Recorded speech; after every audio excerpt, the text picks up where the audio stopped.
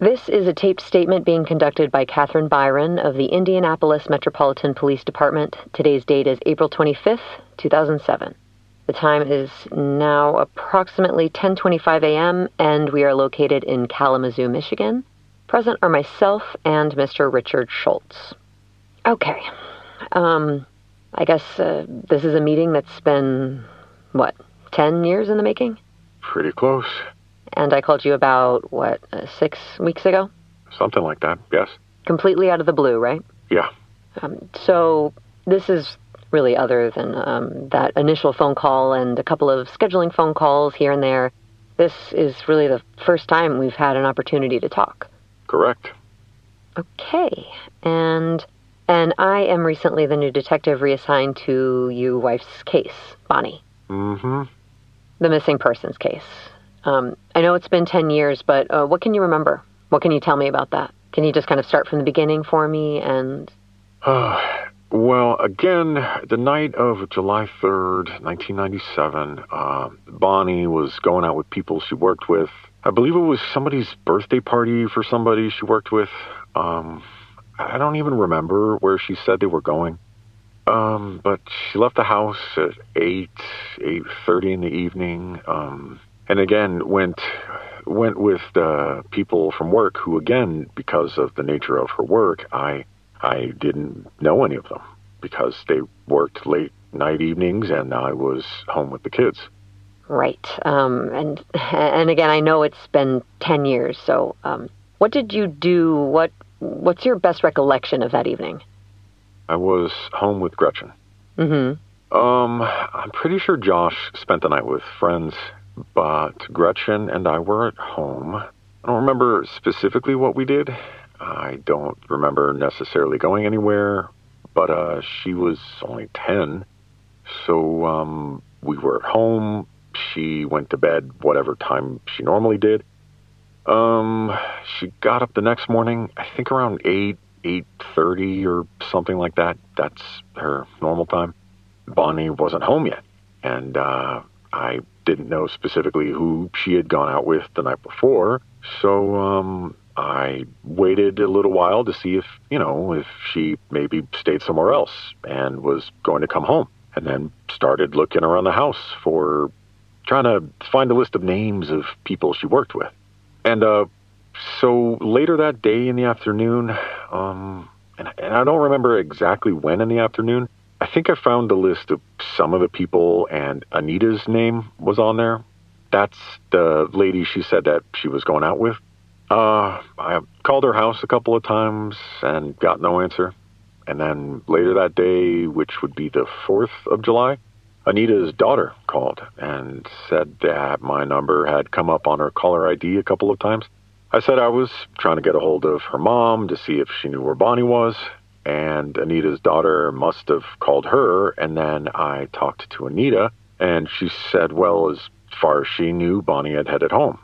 So that's when I called the sheriff's department to file a missing persons report late afternoon on July 4th. And they, squad car person, that's not the right term, but came over and took the statement and said that somebody would be in contact with me in a day or two. Now, just jumping in real quick, I gave you the short version last time of how he got in contact with Anita, but this is similar to the story that he told 10 years prior. So far, everything is pretty consistent. I guess at what point did you start to think something was not right? As soon as I talked to Anita, I think, because she had said Bonnie had headed home, and I knew she hadn't gotten there, so obviously that was when I got concerned, because, I thought maybe if, again, they partied too much or whatever, she stayed with a friend and would get home sooner or later that next day. But once that lady told me that that wasn't the case, and that's what triggered the call to the sheriff's department. Is that a common occurrence? No. That No. Bonnie wouldn't come home? No, not at all. So that's why when I woke up the next morning, or when Gretchen woke up, I don't remember exactly who got up first. I realized she wasn't there. So then I was trying to find out again, who she might have been with or a phone number or whatever, but it took me a while to find some stuff around the house. Right. That was really kind of before everybody had a cell phone. Well, actually, she did have a phone. Did she? She did have a cell phone. And again, we tried to call that and got no answer. And I don't remember who the service was with, but for several weeks after that, I called them on a daily basis to see if there had been any activity on the line. Because, first of all, they said, well, you have to wait till you get your statement. I said, well, I don't want to wait a month. Then I can explain the situation, and then I was calling every day or every other day to see if anything or if anybody had used the phone during the course of that time. It hadn't been used at all. Hold up, was Detective Byron playing dumb about the cell phone to see what he said? Or did no one look at the cell until 2007? I'm not sure if she's playing dumb or if she hadn't reviewed like the old notes yet and like wasn't up to speed. Yeah, but he brings it up. Like, why bring it up if you're lying? Right, why point it out? Yeah, and it seems like he's going out of his way to check the cell. Also, he's saying that he called Anita on the 4th and talked to her before he reported Bonnie missing. He didn't call her until the next day, though. Right. So this is a small inconsistency, but this is 10 years later, and he's a day off. Like, maybe it's a slip, but to me, it doesn't change the facts that much. Yeah, but it, like, the slip-up does give him, like, the reason to know where the timeout lounge is now, which is what back then they said the big mess-up was. Sure, but I mean, they can just go back and listen to his recorded interview from 97 and then be right back where we started. So, like, to me, it's not like he's, like, fooling anyone. I don't know. Yeah. We could go round and round and round. So let's just go back to the tape. Okay. And the car? Never found as far as I know. That's what, Sergeant Kelly, Mike Kelly, that's what he said was his biggest surprise. Bodies are much more easy to hide than a big car. So, and that was his biggest surprise after the last time we talked, which I don't even remember when that was the efforts that he had gone through to try and find the car. But, And did you ever talk to Sergeant Ryan? Sergeant Ryan. That's actually who I took the case from. You know, I believe I got a phone call at some point in time that I think it was a he, had taken the case. And when I moved up here, I called him, got his answering service, and said that I was, you know, for job reasons, was moving up here. And left him, at that point in time, my new office number, because I didn't have the home number yet. When did you move up here? August of 2000. But he never called. It's been at least that long since I've heard from anybody. Right. Yeah, it was probably kind of shocking when you get my phone call. Yes, because I think I told you on the phone conversation, you know, I had a meeting with 5 or 6 different people. Right. From the sheriff's department, deputy chief. I'm sorry, the names escape me. That's okay. Because, you know, I wasn't real happy with the way I was being treated. I mean, I understood, or I still understand, I guess, that I'm a suspect, but I'll often thought, you know, I'm a victim too, and nobody was telling me anything. Right. And, not that I watch too much TV, I know. Not that I expect to get all the inside information, but it would be nice to at least have been told some of what was found out or whatever. But at that point in time, they told me that they had pretty much done everything that they could do. And again, I got assurance from, you know, 2 or 3 levels up from the people that I had been talking with that everything was being done that could be done, and that they were just going to wait for something to happen. Either they find the car, or they find Bonnie, or somebody comes forward and says, I get something, or I know something. And if something like that ever happened, they would contact me. Quick pause. I gotta be really honest here. 10 years on, Rick is seeming pretty reasonable. I know. Like, no one seems to be doing much outside of just thinking he's kind of sus. And they're basically like, well, we hope we find her or her car or someone confesses. and we'll just let you know if that happens. It's very much like don't call us, we'll call you vibes. Yeah. And have they done any actual searches for her or the car in the past 10 years? Like, I know the family did, but what about the actual detectives on the case? So they did extensive searching. Like, they did multiple air searches, I know, with like a helicopter looking for signs of her car. I know they also did several water searches over the years, but they didn't have sonar back in 1997. So they had to use a police dive team. And when they did that, they didn't find anything.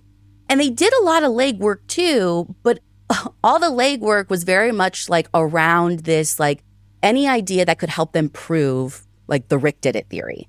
So they went to all these storage units in the Indianapolis area, I think looking for her car. They checked all of the bus records and cab records, thinking that if Rick got rid of her and her car, he would have had to get a ride back home. But they never found that he was on any bus or took any cab. No storage units either.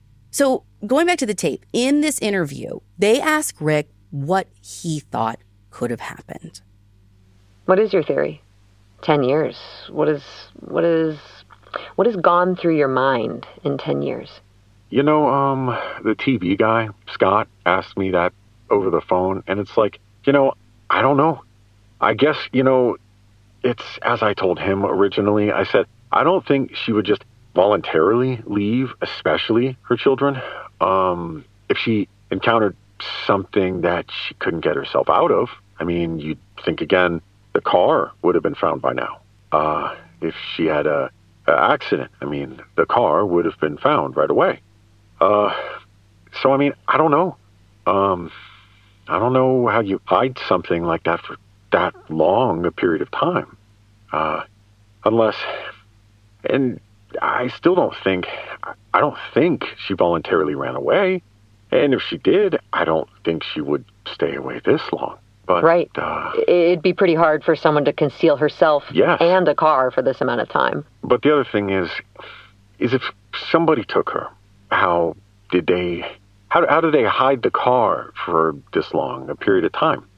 I mean, I watch TV and stuff like that. That's based on real events, but, it gets stretched or whatever. And, you could park a car in your garage, but would you leave it sit there for 10 years and nobody else would see it? That doesn't seem to make any sense. Yeah, but, so I don't know. I guess inside, I don't think that she would have voluntarily run away. So I think, again, either she had too much to drink that night and encountered a situation that she couldn't get herself out of, but what that could be, I don't know. So just like a quick behind the scenes real quick. So in the transcript, the part where he says you could leave it in your garage, but like, would you do that for 10 years and nobody would see it? That is actually highlighted and starred like someone found it important. I don't know who, but it kind of seems like someone was like, maybe he's like slipping up and telling us what he did. Which, sure, too bad they didn't look in the garage right after she disappeared. They waited, a decade for that to actually happen? 3 years. It was 3 years when they went back to check. But, also there's no way it was in the garage. Gretchen was there. She lived there. Josh was there. He lived there. They would have known. Yeah, her family, Bonnie's family, siblings came the next week. They're all driving around the cars that they had. And I don't know. Again, I don't know what it means. I only brought it up because I feel like it just gives you a little bit of context and a sense that I think that they might have come into this interview with a strong opinion. And this is really, what Josh has been saying, that all the work that they're willing to do is to try to look at Rick, try to get Rick to slip up. And it doesn't seem like they're really looking for other investigative avenues, even 10 years later when she and the car still haven't been found. And there were some marital problems, right? Yeah. There was. And who doesn't? I mean, what marriage is without problems? What were the issues? Do you remember? I've spent a lot of time thinking about that over the years. Sure. And, Bonnie, I think, and again, in thinking back, she changed quite a bit after her mother died. Her mother died 2 years before this happened, I believe. And, she died of some type of cancer, but it was 2 months after being diagnosed. Oh, it was quick? She was gone, so it was quick. So I think it hit her pretty hard. And then I started we started getting things, we don't have anything in common. And I was comparing again over the years. That's what I saw in her parents. Her mother was a genealogy person, and her dad was a fisherman and stuff like that. They had nothing in common. And I said, well, we're not unlike anybody else. I mean, we each have our own interests, but what we have in common is the family. And it just seemed like she just started getting more and more unhappy with lots of things. She said a couple of times she wasn't happy because her family didn't come to visit her often enough. She always had to go see them. And she had changed. And again, I don't know if it was her mother or she had just became unhappy with me or life in general, but she just, things that didn't bother her before seemed to start bothering her. Did she ever talk about suicide? Never. Never. Again, she talked about thinking about wanting to get a divorce. I said, well, there should be some intermediate steps between going from I'm unhappy to a divorce, which is what I was trying to talk her into before she disappeared. But, and she seemed to be listening to that after a while. We had a fairly long conversation that night before she left about if we did divorce, what would happen. She wanted to keep the kids and the house, and I said, well, I don't know if I can do that. Now, he goes on to say some of the same things he did in 1997, that financially he didn't know if they could swing two places, but he was willing to try, like his gesture to see if she wouldn't completely throw in the towel. Mm-hmm. He reiterates that they weren't shouting that night. Nothing got out of control. They were out on the front porch in the view of Gretchen inside and close to other neighbors. They don't live out in the country. Mm-hmm. They lived in a subdivision. So at this point in the interview, that's when Detective Byron asks him about Bonnie's affair, point blank. It's 10 years later. Was Bonnie having an affair? Not that I know of. Not that you know of? I'm sure you've heard that over the years. Several people have asked, but not that I know of, nor was I. And you didn't remarry? No. Over the 10 years? No. Gone about on a few dates, but it just doesn't feel right. Still that hope. Really? Tell me about that. I'm hoping she'll come back. It's not very likely, but I hate to give up hope. Has this been weighing on you for the last 6 weeks? I mean, not to mention 10 years, but has it? No. Has my phone call brought it to surface again? No. No? Because it's always there. It never goes away. The kids are, Gretchen's out on her own, more or less. Josh works or whatever. He's gone. I'm sitting here with the dog at night. And, that's it. It never goes away. And, we haven't sat down and had a face-to-face contact with anybody outside of the three of us for a long time. But, again, I've been up here for 6.5 years. I haven't had any desire to date anybody or whatever in that period of time. Went out a couple of times when I was in Indy, right? Not right away, but after a while. But it just wasn't right. And I still feel that way. And it's like, you do what you have to get by day. And I know I had nothing to do with her disappearance, so that's what gets me through day by day. I would love to know what happened. Sometimes I'm leery about wanting to find out how it happened, because I don't know if I want to know the details. But I would sure like to know what happened. When you say the details, what do you mean?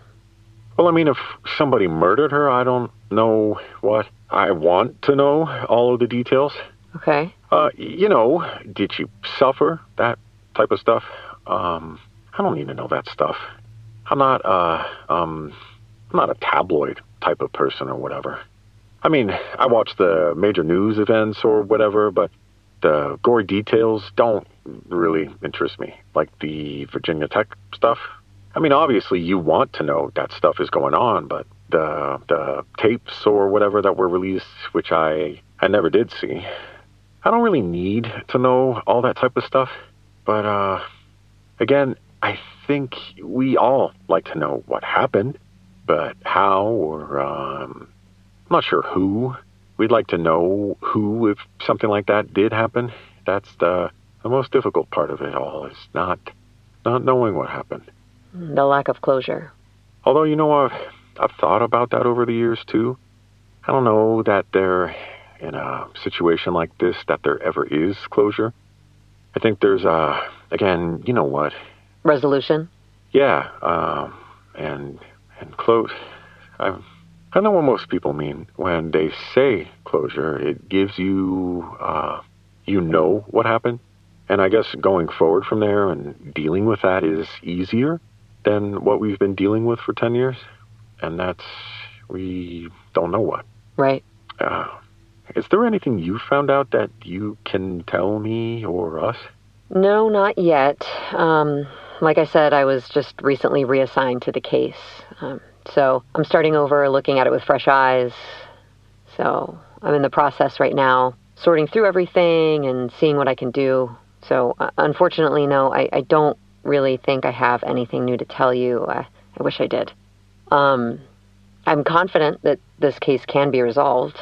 I do believe that. What is that based on? Just Detective Byron basically just says, based on the facts of the case, she thinks it's solvable, and everyone deserves that, especially Bonnie's family, her kids. She wants them to know that their mom didn't leave them. And then she hard pivots back to the morning of July 4th, asking what his first thoughts were. But he just says more of the same that he said back in 97. It does feel like he's a little all over the map, though. Like, he said earlier in the interview that he doesn't believe that she just walked off, that she had to have encountered some kind of situation that she just couldn't get herself out of. But then he talks about her, like, maybe coming back someday, even if that's, like, some slim possibility. But maybe we're just getting a bite-sized version of what his mind has been doing for the last 10 years. Like, families of the missing say that ambiguous loss is the hardest. Without knowing what happened, everything is a possibility. Right. And listen, I'm not out here trying to be, like, the defender of Rick. I'm just saying that, like, I've gone back and forth more times than I can even count on cases we've covered over the last 8 years. I've gone back and forth more times than I can count on this very case alone over the last few months. Right. And I'm not the one living with it day in and day out. But like Rick, this is something he actually says. He tells Detective Byron he is living it every single day. He and the kids still talk about her. He sees things all the time that remind him of Bonnie. And he is much more emotional, he says, as he's gotten older. Just very sentimental. And it's at that point that Detective Byron brings the conversation back to a more focused question. She asks Rick if there is anything that he thinks she should know. And it's not new information that he brings up. He's like, I'm pretty frustrated with Detective Mike Kelly. He was the OG detective. Because apparently he went on a local TV set